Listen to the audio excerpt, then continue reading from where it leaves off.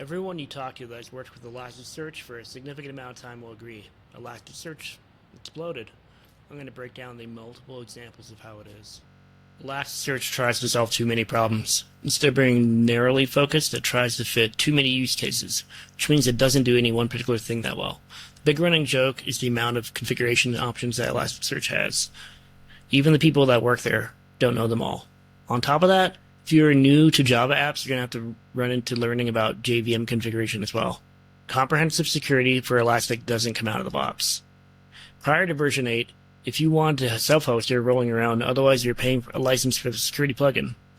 If you go with their hosted service, you literally have to pay a higher tier to get all their security features. And for this reason, cost becomes a factor as you pay per node. Let's get back to the bloat.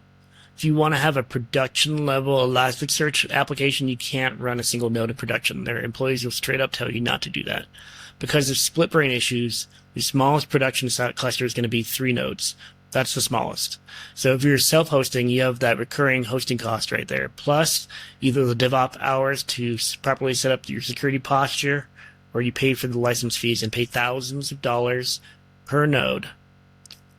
Memory usage. Every time I talk to other SaaS company founders that have Elasticsearch in their stack, they all tell me the same thing. Elasticsearch uses more resources than their own application. Elasticsearch is a pig for resource usage, and everybody knows it. Alright, let's talk about documentation. Their documentation is very painful to use. It's just way too dense.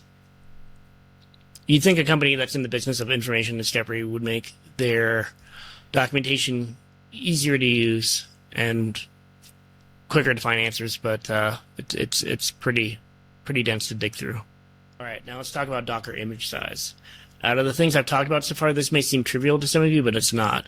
Think about how often you're making builds that get deployed to different environments. Using automation for these deployments, where you have a VM pulling Docker images, so there's network costs, disk cost, as well as slower deployment times. I've worked in a lot of places where we're doing multiple deployments every day, and those factors all build up. The current version here, let's see, is over half a gig in size compressed. You think I'm joking, but look at this. 9.1, 682 megs. Now let me tell you about how Searchcraft blows away Elasticsearch in all 5 of these areas.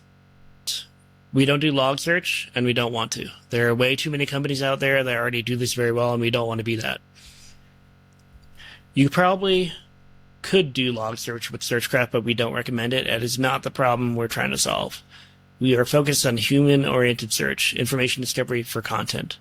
What's human-oriented search? Humans are messy. Humans make mistakes. Humans don't always use the same words for each other, especially in languages like English. That means having good typo tolerance, having good fuzzy matching, having first-class synonym and stopword support that doesn't require sitting through a re-index time.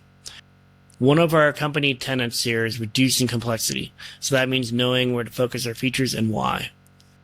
Let's talk about security. One of our goals was to build with security in mind, which is why we chose the Rust programming language for our search engine. Rust eliminates a whole class of memory safety bugs like null pointer exceptions. We also don't cripple our software based on if you pay us or not.